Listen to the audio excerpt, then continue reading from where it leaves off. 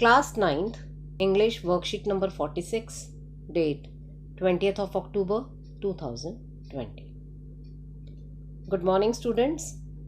Today's worksheet, The Snake and the Mirror, is a narrative story about a bachelor homeopathic doctor who is telling his friends an incident which happened in his life.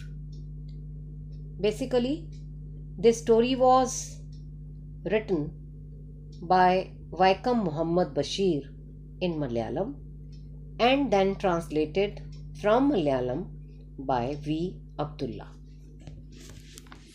ये एक story है जिसमें जो narrator है वो एक bachelor है, homeopathic doctor है और ये कहानी सुना रहा है अपने फ्रेंड्स को। एक इंसिडेंट है ये जो कि उसकी लाइफ में घटा था। Before starting this story, first of all, write your name here, then your class teacher name here. Has a snake ever coiled itself round any part of your body? A full-blooded cobra. शुरू कहाँ से करते हैं वो कि क्या आपने कभी एक स्नेक को देखा है जिसने कभी आपके बाजू के आर पार, मतलब बाजू के ऊपर कॉयल किया हो, अपने आप को लपेट लिया हो। अ फुल ब्लडेड कोबरा, और वो कोई हल्का फुल्का या कोई साधारण सा सांप नहीं था, वो क्या था? एक कोबरा था। He began with his story when one night he returned to his rented room and heard the familiar sounds of rats from above.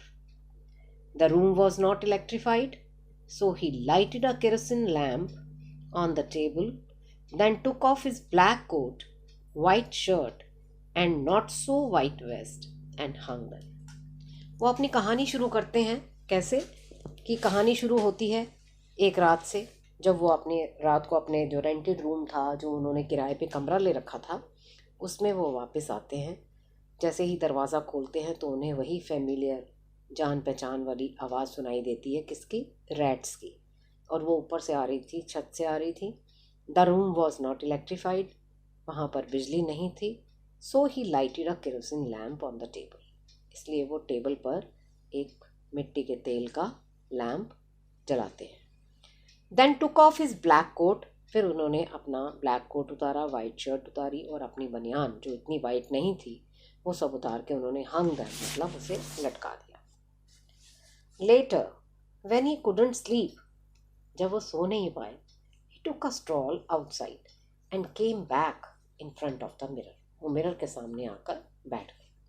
He began self-appreciating himself of his beauty and making plans for future.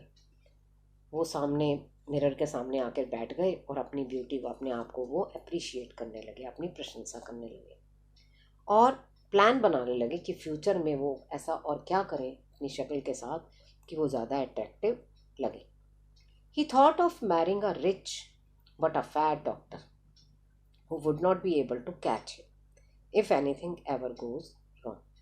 सबसे पहले उन्होंने सोचा कि वो एक rich लड़की से शादी करेंगे, जो रिच तो होगी लेकिन साथ साथ एक फैट होगी और डॉक्टर होगी। फैट मीन्स मोटी होगी। क्यों? क्योंकि अगर उन दोनों के बीच में कभी कोई लड़ाई झगड़ा हो जाए तो वो भागकर उसे पकड़ ना पाए, मतलब डॉक्टर को पकड़ ना पाए। The sounds above had stopped and suddenly there was a third sound behind him but he ignored it. अचानक से ऊपर से चूहों की आवाज़ आनी बंद हो गई थी और तभी उन्हें थर्ड करके एक आवाज़ सुनाई दी, जैसे किसी ने कोई प्लास्टिक का पाइप नीचे फेंकते हैं तो आवाज़ आती है ना, वैसी आवाज़ उन्हें आने लगी, आई उन्हें, और उन्होंने उस आवाज़ को इग्नोर कर दिया, उसकी परवाह नहीं की। Now he was sitting on a chair, वो एक चेयर पर बैठे थे, and try to look behind for the reason of the sound, और उन्होंने पीछे मुड़कर देखा। Suddenly a snake wriggled over the back of the chair and landed on his shoulder. तभी एक स्नेक जो था वो रिगल्ड मतलब कूद कर उनकी जो चेयर की बैक थी वहाँ पर आ गया और उनके शोल्डर पर लैंड हो गया, मतलब शोल्डर पर आकर बैठ गया। And it recoiled itself around his left arm above his elbow. Elbow से ऊपर, ये देखिए पिक्चर में भी दिखा रखा है किस तरह से वो जो सांप था उसने अपने आप को कॉइल किया, मतलब लपेटा, और उनकी आर्म के ऊपर आकर बैठ गया। In this situation when he was left with no choice, इस सिचुएशन में जब उनके पास कोई और रास्ता नहीं था, he realized, dawned upon him that he was simply a poor, foolish and stupid doctor. पहले तो वो अपने आप को बड़ा 30 मार खा समझते थे,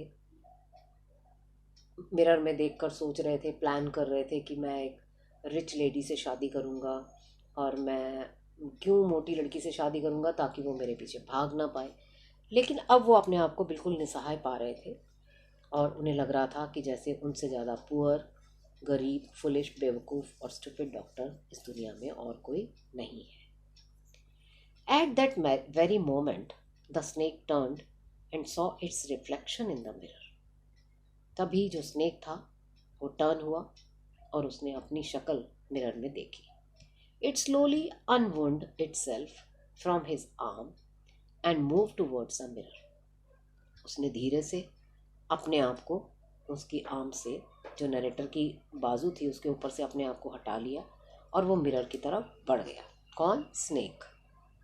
the doctor quietly got up from the chair, went out of the door and ran out of the house. अब डॉक्टर ने फट से चेयर से उठा, दरवाजे की तरफ भागा और अपना घर छोड़कर भाग गया। ही reached a friends home for the night, और रात के लिए वो अपने फ्रेंड के घर पहुंच गया। Then next day, when he went to collect his belongings, all he got was his vest only. Everything else was stolen by some thief.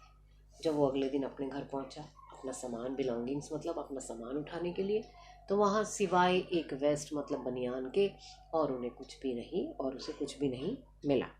सब कुछ चोरी हो गया था और एक थीफ मतलब चोर सब चुरा कर ले गया था। I have never seen it since. उसके बाद मैंने कभी आज तक उस सांप को नहीं देखा। It was a snake which was taken with its own beauty. वो एक स्नेक था जो अपनी ही ब्यूटी पर मर मिटा, मतलब शीशे में देखकर उसे भूल गया कि वो मेरे शोल्डर पर था। Did you see the snake the next day, doctor? तो डॉक्टर से किसी ने पूछा क्या अगले दिन उन्होंने स्नेक देखा? Hence the doctor self discovers that he is a vain and a foolish man. It's a moment of crisis which helps him realize that he is poor, foolish and a stupid. तो जब snake की घटना doctor के साथ घटी तो उन्हें ये बात समझ में आ गई कि उनसे ज़्यादा बेवकूफ़ इंसान कोई नहीं है। इतनी परेशानी से जब वो निकले तो उन्हें रियलाइज़ हुआ कि वो एक पुअर, फुलिश और स्टूपिड फेलो है। अब on the basis of your reading the story answer the following questions. ये जो हमने अभी एक छोटी सी स्टोरी पढ़ी जो डॉक्टर ने अपने लाइफ की एक इंसिडेंट के बारे में बताया, तो इसी स्टोरी से रिलेटेड हमें कुछ क्वेश्चंस हैं, उन क्वेश्चंस के आंसर्स को हम करेंगे। तो चलिए इन क्वेश्चंस को आंसर करने की कोशिश करते हैं। Question number 1, why did the narrator light a kerosene lamp? Narrator जो है वो केरोसिन लैम्प क्यों जलाता है? मिट्टी के तेल का जो लैम्प है उसे क्यों जलाता है कमरे में? द नरेटर लाइटेड, डिड हटाया, लाइट का सेकेंड फॉर्म लगा दिया हमने। The narrator lighted a kerosene lamp because the room was not electrified, क्योंकि रूम में बिजली नहीं थी, बिजली का प्रबंध नहीं था। Second question, what familiar sounds did the narrator here in his room? कौन सी ऐसी जान पहचान वाली आवाज़ें थीं जो नरेटर को अपने रूम में सुनाई दे रही थी, जो रोज़ सुनाई देती थी और उस दिन भी सुनाई दे रही थी? द नरेटर हर्ड, हियर था, डिड हट गया, तो यहाँ हमने सेकेंड फॉर्म लगा दी और वो होती है heard. The narrator heard the sounds of rats from above, ऊपर से उन्हें चूहों की आवाज़ आ रही थी। What was the narrator doing in front of the mirror? Narrator mirror के सामने क्या कर रहा था? The narrator was appreciating himself in front of the mirror. अपने आप को अप्रिशिएट कर रहा था, अपनी प्रशंसा कर रहा था शीशे में अपनी शक्ल देखकर। Next question, suddenly the sounds above stopped, ऊपर से जो आवाज़ आ रही थी वो आनी बंद हो गई। Why do you think the sound stop, क्या आप सोच सकते हैं कि वो साउंड क्यों स्टॉप हुई थी? The sound stopped after the appearance of the snake, sound जो थी वो स्टॉप हो गई थी क्योंकि वहाँ पर एक सांप नज़र आ गया था। Probably the rats had seen the snake, हो सकता है कि चूहों ने सांप को देख लिया। Next question, what did the narrator realise at the time of crisis, narrator ने क्या रियलाइज़ किया कि उस मुसीबत के समय उसने अपने बारे में क्या सोचा? At the time of crisis he realised that he was poor, foolish and stupid doctor, कि वो एक गरीब, फुलिश, बेवकूफ़ और स्टूपिड डॉक्टर है। Have you ever seen an animal look into a mirror, क्या आपने कभी किसी एनिमल को मिरर में झांकते हुए देखा है? What do you think it sees, कई बार हमने देखा है ना, कोई स्पैरो आके मिरर के सामने बैठ जाती है और उसमें चोंच मारने लगती है, या कई बार हमने देखा है बंदर, उसके हाथ में शीशा, ऐसी हमने एक स्टोरी भी पढ़ी थी। तो yes, I have seen a monkey and a sparrow looking into a mirror, mirror में देखते हुए देखा है। परहैप्स, शायद, they too were admiring their beauty, हो सकता है वो अपनी ब्यूटी को एडमायर कर रहे हो, पसंद कर रहे हो। Next, wriggle, landed, sitting and look are all verbs, ये सब वर्ब्स हैं। Next question, which of the given word is an antonym of crisis, crisis का एंटोनिम मतलब विपरीतार्थक, ऑपोजिट वर्ड क्या होता है? Peace, right. तो ये थे हमारे आज की वर्कशीट के जो एक स्टोरी थी या कॉम्प्रिहेंशन था, उसके ये क्वेश्चन आंसर्स थे। I hope you enjoyed the session. Thank you. Have a great day. Please don't forget to like and subscribe and do hit the bell icon.